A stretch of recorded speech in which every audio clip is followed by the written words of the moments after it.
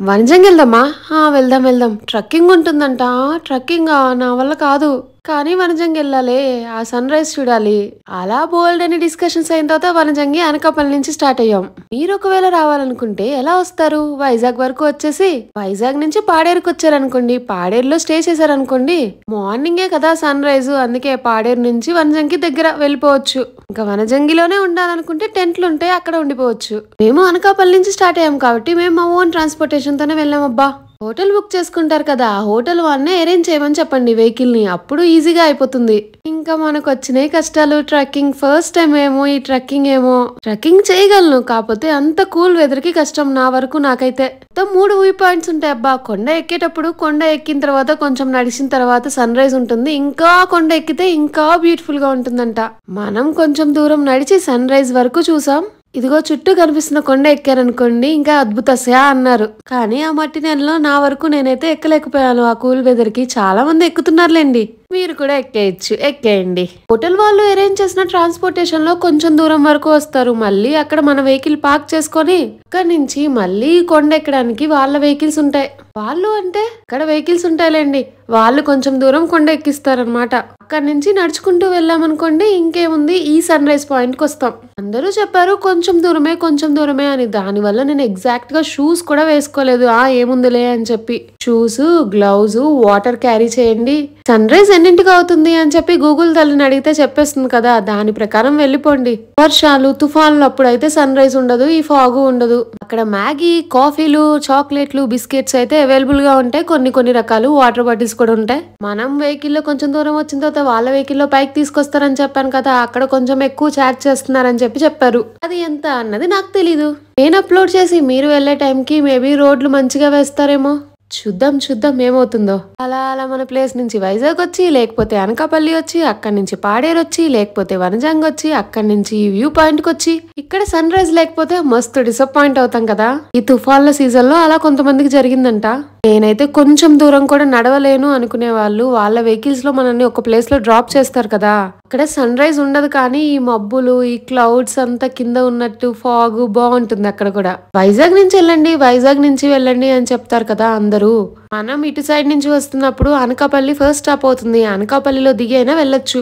కాకపోతే అక్కడ నుంచి ట్రాన్స్పోర్టేషన్ ఆల్రెడీ ఎవరైనా తెలిసిన వాళ్ళు ఉంటే బాగుంటుంది. అదే వైజాగ్ అనుకోండి, అక్కడ బయటే ఉంటాయి కార్లు, రెంటెడ్కి కూడా ఉంటాయి కదా అక్కడ వెహికల్స్.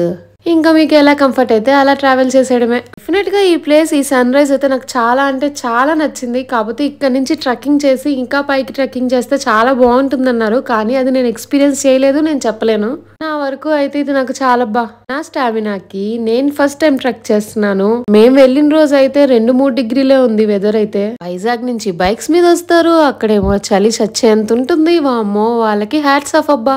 ఈ కొంచెం ట్రెక్కింగ్ తర్వాతే నాకు ఇంటికి వెళ్ళిన తర్వాతే ఏమైపోతుందా అని చెప్పి అనిపించింది. కోల్డా, ఫీవరా, వామ్మో అన్నట్టు. నెక్స్ట్ ట్రిప్ కల్లా ఇమ్యూనిటీ, స్టామినా పెంచుకోవాలి అని చెప్పి నాకు అనిపించింది. మీకు కూడా అనిపిస్తూ ఉంటుందా? వనజంగి వెళ్ళాలి, ట్రెక్కింగ్ చేయాలి, అలా సన్ రైజ్ చూడాలి, వావ్ అనిపిస్తూ ఉంటుంది.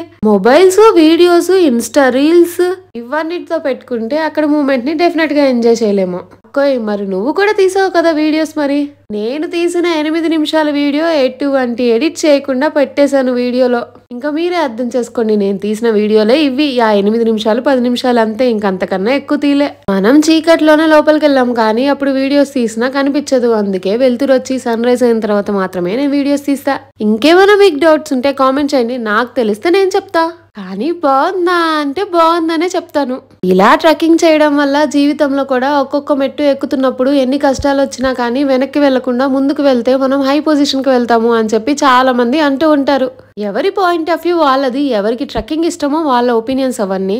ట్రెక్కింగ్ కి ఆపోజిట్ కాదు, నడవడానికి ఆపోజిట్ కాదు. కాకపోతే అంత కూల్ వెదర్ ఉన్నప్పుడు ఇలాంటి రోడ్ల మీద అంత సాహసం చేసి వెళ్ళాలా అని అనిపించింది. మొబైల్ కి ఛార్జింగ్ అయిపోవచ్చు, టార్చ్ లైట్ మొబైల్లో ఆన్ చేస్తే టార్చ్ లైట్ క్యారీ చేయండి. మంచిగా అసలు చలిని తట్టుకునే హుడ్డీస్ వేసుకోండి. మేము అనకాపల్లి నుంచి మాడుగుల రూట్ మీద వెళ్ళాము ఇక్కడికి. చాలా మంది బైక్స్ మీద వస్తున్నారు. బైక్స్ మీద రావాలనుకుంటే బైక్స్ మీద రండి, కార్ల మీద రావాలనుకుంటే కార్ల మీద రండి. మీ ఇష్టం, అది మీ ఒపీనియన్. కాకపోతే చలి చాలా ఉంటుంది, జాగ్రత్త. ఎప్పుడైనా ఇంపార్టెన్స్ మనకి మనమే కదా. ఇదిగో ఇలాంటి జీపులు అనమాట మనని పైకి ఎక్కిచ్చేది. ఇంకా మేము కిందకి దిగిపోయిన తర్వాత కింద వ్యూ పాయింట్ బాగుంటుంది అని చెప్పాను కదా, ఇగో ఇలా ఉంటుంది. కాకపోతే ఇక్కడ సన్ రైజ్ ఉండదు అంతే. అంతేనా? సన్ రైజ్ లేకపోతే అంత దూరం వెళ్ళేందుకమ్మా అని చెప్పి అనకండి, చెప్తున్నాను అంతే. నాకైతే డ్రీమ్ డెస్టినేషన్ లో ఎప్పటి నుంచో ఈ లంబసింగో వనజంగియో వెళ్ళాలి అనిపించేది. ఆ కోరిక తీరిపోయిందబ్బా. చిన్న చిన్న పిల్లలు, నెలల పిల్లలు, రోజుల పిల్లలను కూడా తీసుకొని వచ్చారు అరక్కి. అసలు వాళ్ళ మదర్లు అలా ఎలా ట్రెక్కింగ్ చేశారు అనిపించింది. డేస్ బేబీ అంటే బాడీ ఎలా ఉంటుంది చిన్న చిన్న పిల్లల్ది కానీ వాళ్ళ మదర్ది కానీ. నడిచేటప్పుడు చాలా మంది కర్రల సపోర్ట్ తో నడుస్తున్నారు. మేబీ ఇట్స్ వర్కౌట్ ఏమో, చాలా ఫాస్ట్ గా వెళ్ళొచ్చేమో మరి. హిమాలయాలు ట్రెక్కింగ్ చేసి ఇంకా చాలా చాలా ప్లేస్ లో చాలా చాలా దూరం ట్రెక్కింగ్ చేసిన వాళ్ళకి ఇది చాలా జుజుబి అనిపిస్తుంది. ఫస్ట్ టైం వెళ్ళిన వాళ్ళకైతే వామ్మో అనిపిస్తుంది. ఉన్న ఇల్లులు అసలు ఏం కనిపించట్లే, మొత్తం ఇదే. వాళ్ళు ఈ చలికి ఎలా ఉంటున్నారా బాబు అనిపిస్తుంది. ఒక్కొక్కసారి హైదరాబాద్ లో ఈ టైంలో ఉండాలంటేనే చలి చలి అనిపిస్తుంది. మరి ఇంకేంటి సంగతులు? అరకెళ్ళి వనజాంగి వెళ్తున్నారా, లంబసింగి వెళ్తున్నారా? వనజాంగికే తక్కువ ట్రెక్కింగ్ అంట. అయ్యో, ఇంకో ఇంపార్టెంట్ విషయం చెప్పడం మర్చిపోయాను. అక్కడ మనం ప్లాస్టిక్ బాటిల్స్ కొనుక్కుంటాం, ఏవేవో ప్లాస్టిక్ సంబంధించి కొనుక్కొని అక్కడే పడేస్తూ ఉన్నాం. నేచర్ అబ్బా నేచర్. మన నెక్స్ట్ జనరేషన్ ఇలాంటి వెదర్ చూడాలి అంటే మనం కాపాడితేనే కదా.